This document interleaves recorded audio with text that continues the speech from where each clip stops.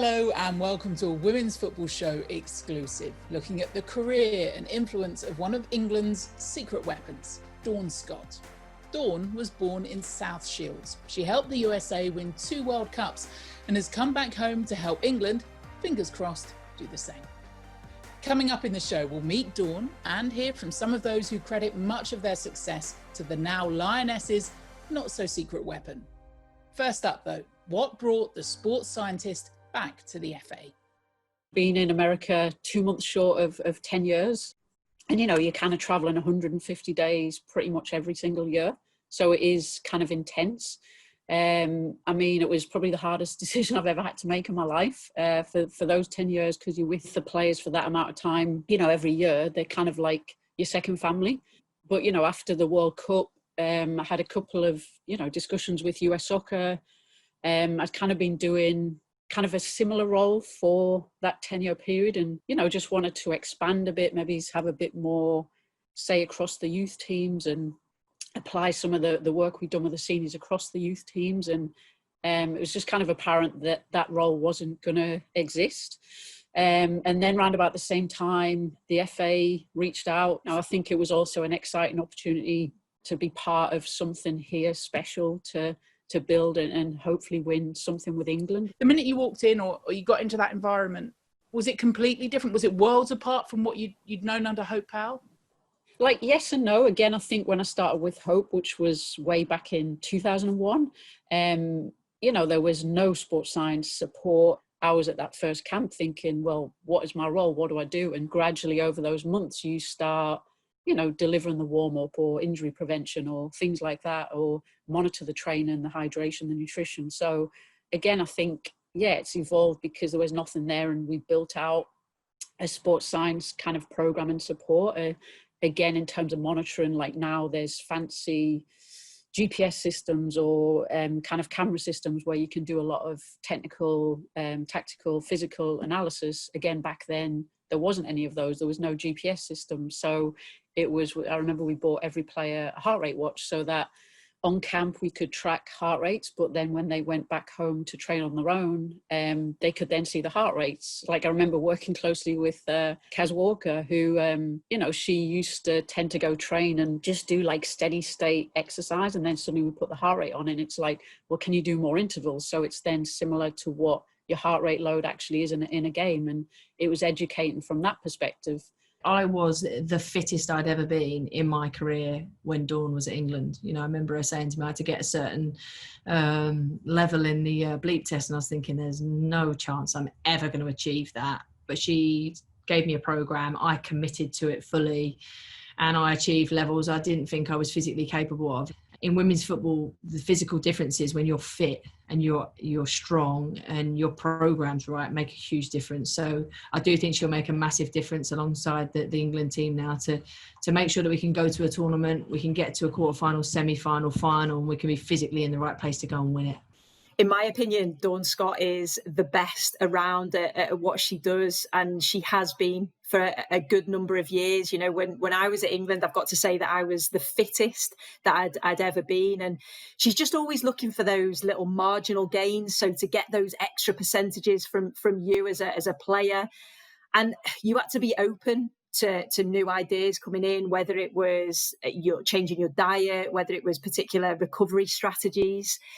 And if you did that, you knew that you would be in the best physical shape that you could possibly be. And I do remember when I was in the squad, when they introduced free weights for the first time, and a few of us were a little bit skeptical. I think we were saying, why do we need to be lifting these heavy weights? Is it a case of, are we going to, get too muscly? Are we going to get too heavy so that we can't actually sprint as well as we normally could? We can't, we're not aerobically as good for the whole 90 minutes because we're too heavy.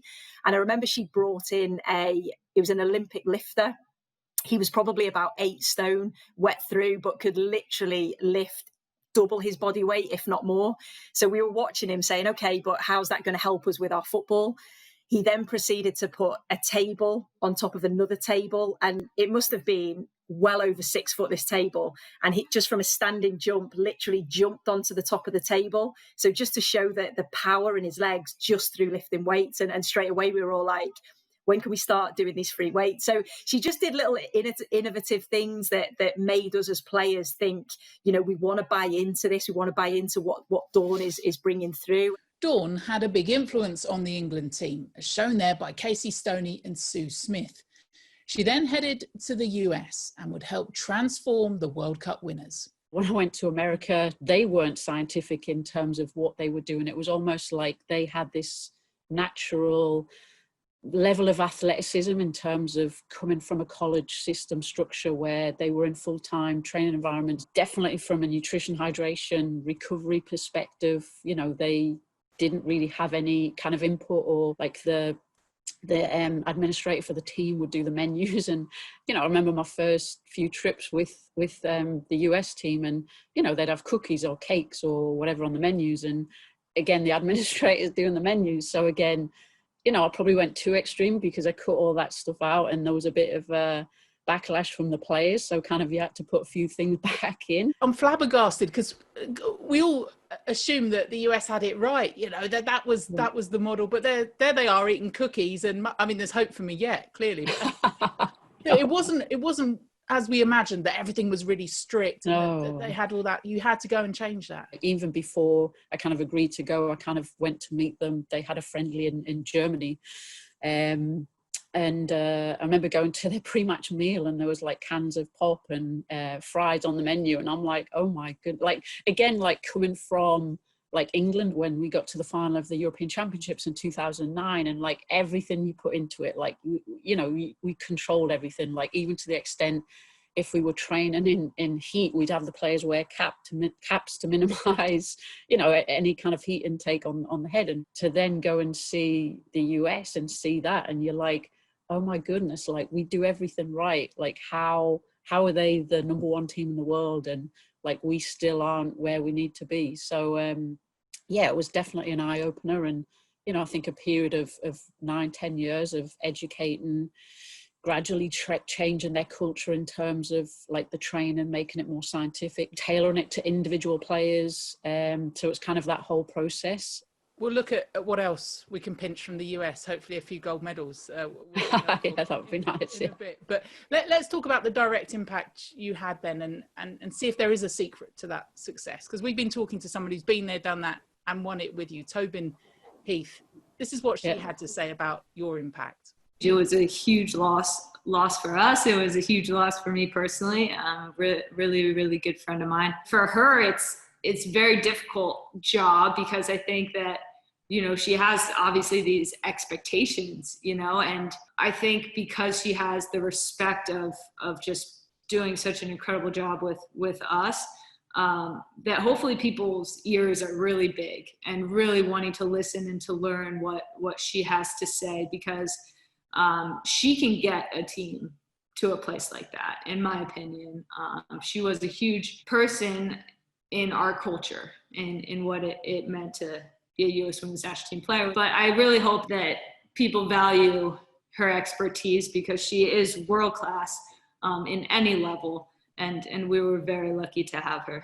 That's straight from the horse's mouth there from Tobin and the impact. But I love that line about people have got to have big ears. Was that the key, that they were ready to listen to you and wanted to take that next step? Yeah, absolutely. And I think like same like with England, like the first time I was here, like again, the players would, like they were thirsty, they would mop up everything you say. And yeah, same when I went to the US, my first training camp in the January, and Piers Sundhage was the coach at the time, and they were the number one team in the world. Some of those players like Abby Wambach, Shannon Box were, Christy Rampo, now Pierce, were kind of household names, Heather O'Reilly. But, you know, for me, I just kind of put it out there in terms of, this is how like sports science can still help you. These are the things we can do. And, you know, they could have not listened and said like, we're good, like we don't need to do that. But they embraced everything that I tried to introduce. You know, in that camp, we introduced hydration testing, where they had to, you know, pee in a cup and bring it along, and we analyze it. And, you know, after the first day, Abby's like, you know, where do I put this? Do I throw it away? And I'm like, no, just like clean it out, get it ready for tomorrow. And she's like, what do you mean? And I'm like, well, you know, we're doing it every day. And she's like, every day for how long? And I'm like, every day for the rest of the time I'm with the team. And she's like, okay, do you know what I mean? So it was, and they question some things, but question it in a wanting to know the why. And I think that's a big thing of what we have to do as practitioners. If you can explain the why, then you're going to get more buy-in from the coaches, the other support staff, the players. Well, let's hear more about the influence and impact Dawn had on the US women's national team from one of the coaches who worked alongside her, Graham Abel. Takes things to another level. It's as simple as that. You know, her attention to detail, from the physical side of things, even with the mental side of things. She's a complete difference maker. She was a difference maker for the US in terms of everything that we did. Preparation, going into camps, preparation, you know, in camps, managing loads within camps, preparation for games. And then her effect throughout, you know, US soccer, you know, she was a massive influence on the physical loading and the physical profiles within the NWSL. She, you know, talked to a lot of different collegiate teams. So her impact and the impact that she can have within a federation, within a country, is huge. So for me, there's nobody like her. You know, humble person, but extremely driven, constantly in search of perfection. And like I said at the start, I truly believe she's a difference maker that can help tip a team over the edge and put them on the podium, put a gold medal around their necks. Join us after the break as we hear about Dawn's return to the FA and her aspirations now for the England team.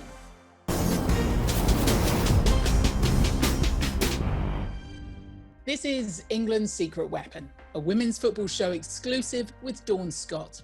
In the first half of the show, we heard about Dawn's journey to and her success with the US women's national team. Now, let's hear Sue Smith's thoughts on Dawn's return to the FA. I think it's really important for Dawn Scott to come back to the FA, because when I watched England play in the World Cup against the United States of America, I thought the difference between the two sides was that fitness, was that physical element. I thought technically and tactically, England were probably as good as the United States of America, but it was just that fitness side. And you just think having Dawn back, working with the England girls, working with the players individually, I think it will take England to the next level. And what we obviously want from England is the next step is to go on and win something. And I think having Dawn back in there will certainly help that. What she'll do is she'll work with each individual player and she'll look at what do they need to do. So do they need to be quicker? Do they need to be fitter? Do they need to be stronger? Whatever it is, she'll work on those individual things and make them be the best all-round athlete that they can be. And I suppose give them that extra percentage that when they are going up against the likes of America, Germany, who are physically strong, physically fit, they'll be able to compete on that level. And then it's just the tactics and the technical side of it, which I think England have anyway. You wouldn't walk into this situation unless you thought that England would go and win something, right? How far off are England, and do you expect it to happen at the next major tournament, European, World? Yeah, I mean, that's the overarching aim of the FA, is to win by 2023. So, you know, whether that is Olympics as GB or 2022 European Championships or World Cup in 2023, I think, again, the teaming is in a little bit of transition with some younger players now coming through, like Lauren Hemp, Chloe Kelly. You've got those exciting players kind of coming through, like Leah Williamson isn't that old. So I think there's a bit of transition in those players coming in and getting match experience and just being in and around the squad. They're in a position where they can win. I think it's just those kind of finer details. I'm a big fan of the aggregation of gains, of looking at each player individually and every single thing that can impact their performance. And, you know, for a Steph Horton, it's going to be very different to a Lauren Hemp or a Lisa Russo. So again, looking at the player as an individual and how can we make those small gains in multiple areas or big gains in one area to push them to where they need to be. Well, are the physical attributes of the US players the only difference between the teams? Or are there other reasons that contribute to the US's success? Here's what Dawn thinks.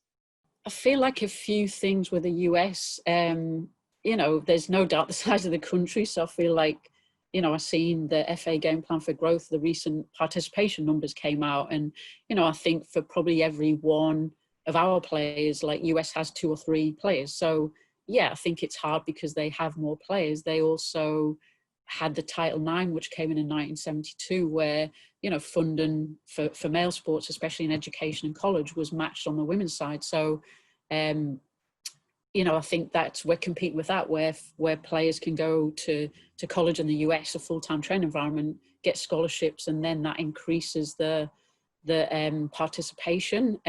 Yes, the federation give the money to the team. I think that the central contracts for the players is a big deal. I think probably one of the other things they have against the rest of the world is in some ways how the NWSL season is run in the US, in that it's, a March till October tournament.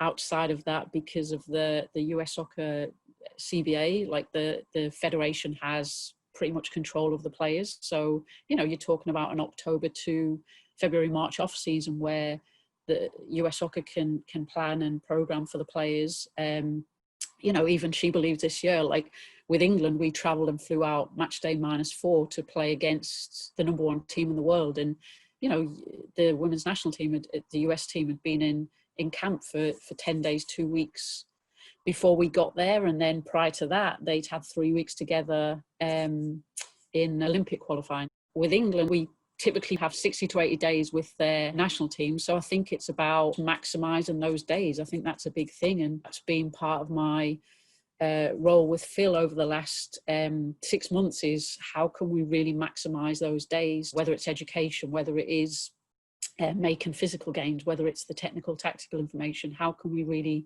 maximise that time with the team? I think the other big thing has been building relationships with the WSL clubs, because outside of those 60 to 80 days, the players are there with their WSL team. So if we leave players at that for 10 months, they would then come into the start of preparation for a tournament kind of, a little bit behind from a physical perspective. So how can we maximise those days with England, but then also work with the clubs so that gradually across those 10 months, we can push players to where we need them to be? When I was training under Dawn, we were very much England-based programs because we didn't have full-time clubs, whereas now it's Dawn working with the clubs to make sure that the players are in the best shape possible. And I think she's pretty good at building relationships and working with people to make sure that the players are in the best physical shape they can be going into a tournament. It's a two-way, isn't it? If you've got fitter players because of it, then it's a bonus. If they're eating better, nutrition's right, their strength and conditioning's right, and even if it's just Dawn having a conversation that sparks the player to go, I really need to engage in this, I need to buy into this, and therefore I'm going to train harder at my club. It's a trade-off. It means you have a fitter player and a better player for 90 minutes on a match day. I actually can't speak highly enough of Dawn. I think, remember 2007 when we were preparing for China World Cup, we didn't have access to everything we have access to now in terms of the sports science, and she found ways for us to pile coats on and clothes and go for runs because she knew we were going to have to acclimatise once we were out there. But I think looking back, that was one of the fittest I've ever been, and Dawn is just so good, and I think she will take our fitness to that next level. I think our attention to detail, and she just has such high standards. Like if I forget to have a protein shake, she's literally chasing us with these protein shakes and making sure you do everything right. And I think she's been great for the team so far, and I'm excited to work with her, but also a little bit scared because she definitely does have grueling programs. Where we are now, going into a new cycle, new coach coming in, how would you assess in your role that the fitness levels of this England team compared to what you left behind at the US? How far off are we? Fitness results from the US team are just ingrained in my brain because I've been hands on there for 10 years, and from the physical profile and that the players have done with England, our best player probably gets the average score of what the equivalent US players would get in that test. And then our average players are kind of below that. So, for me, we've got to push our highest, our fittest player up and push that average bar higher. And, that's a collective to get to where they need to be so they can tolerate those higher match demands. So that's it, is it? That's the key to being a winner, being obsessive. Is that what you take from America and bring here? Got to love it. You got to live, breathe, eat it. Yeah, totally. Because I think, again, you take your finger off the pulse for one day, for one, weekend, and you just miss a little piece. And I would be obsessive every single day.